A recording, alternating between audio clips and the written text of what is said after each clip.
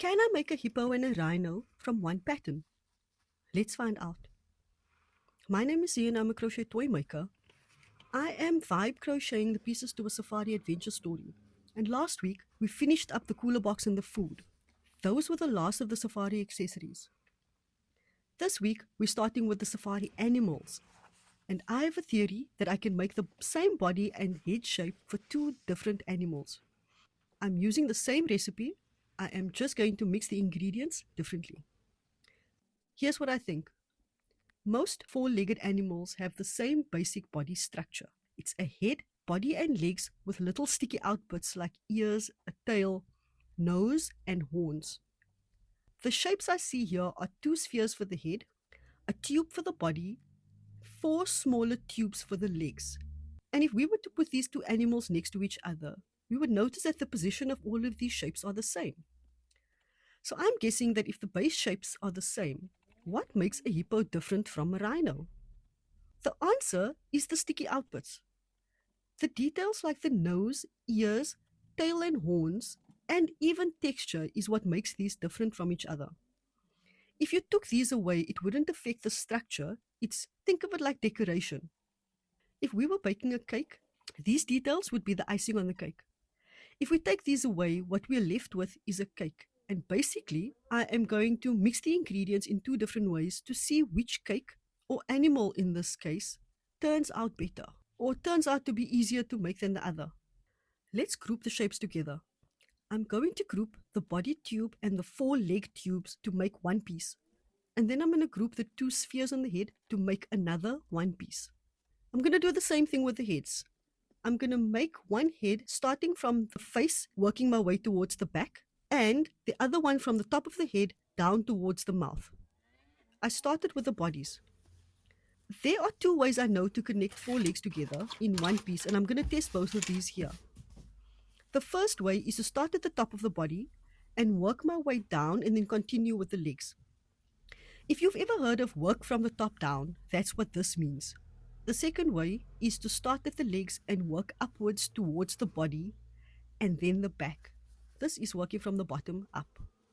Top down and bottom up refers to the direction you are working in. In my experience, working from the top down is the easiest way to join four legs. I started with a circle and made it as wide as I wanted and then made plain rounds. And you're probably looking at this and thinking, these animals don't have round bodies. And you are not wrong. Where we add the legs will change the shape. So look at this. There's a wide space between the front legs and the back legs. And the space between the front legs is narrow. I am positioning each leg to reflect those spaces. And then I made a leg, skipped a section, rejoined the yarn and made another leg, skipped a section, and I did that all the way around. The most difficult part is closing the bottom section, and it's only because it's fiddly. I made a flat piece and then stuffed and sewed the body closed.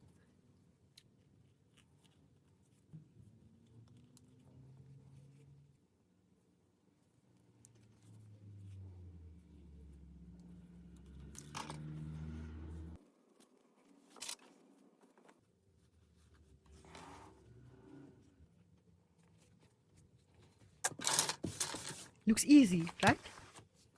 Now let's make the same body from the bottom up. We are going to do everything we did here, but in reverse.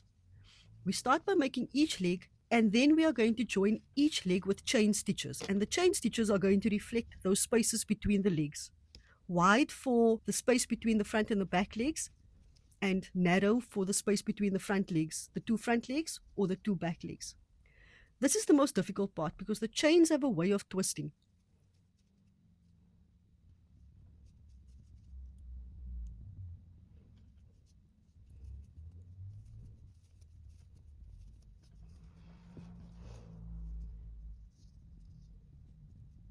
From here, we do plain rounds and then we decrease to close the body. Comparing the two, we can immediately see that there's differences. The stitches look different. They are definitely different sizes. And the legs are positioned differently. The one has legs that are standing straight and the other has legs that are splayed a little bit out. I made the heads next. And for the first one, I started at the mouth and worked towards the back of the head. So working from the bottom up. And the second one, I reversed that same pattern and started at the top and worked my way down towards the mouth. And when we compare the two heads, we see the same differences. The stitches look different, they are different sizes, and for the heads, they actually look like they are two different shapes. When I sewed these pieces together, I gave the hippo the bigger head, added the details like small ears and nostrils, and I gave it a stubby tail. The rhino, I gave it the smaller head, but I added bigger ears, horns, and a long thin tail.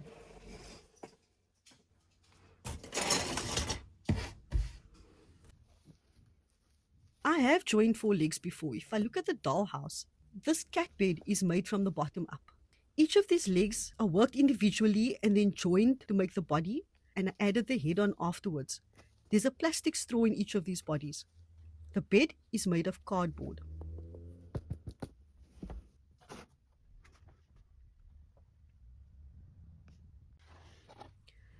I know you can't tell, but these sheep are also made from the bottom up. I started with the legs and then added the body on, so the legs and the body are one piece. It's just you can't see the stitches because of the loops. These cats as well are worked from the bottom up. It is difficult to put them together, but I find it easier to work from the bottom up because it's easier to work out how a piece is balanced when you start with the legs. Balance is a problem we are going to run into quite often over the course of us making animals for the safari adventure. So the dollhouse is a reference of every stitch I've ever made, and I know if I'm stuck, I'm going to find a solution based on something I've done before. This month on Patreon, we are exploring the basic shapes behind every toy, and we are doing that by crocheting tiny food. With the price of real food, this is probably the closest you're going to get to Nando's chicken drumsticks in a while. So if you're interested in learning how to crochet toys by recognizing shapes, you can find the link in our description. Next week, I'm going to show you exactly how I built this hippo and rhino, step by step, so that you can see how the same shapes can become 2 different animals. Let me know what other animals I can add to my safari adventure. My name is Ian, I'm a crochet toy maker, and I am crocheting the pieces to a safari adventure story, and I'm taking you along with me so that you can see exactly how we go from a picture to a crochet toy.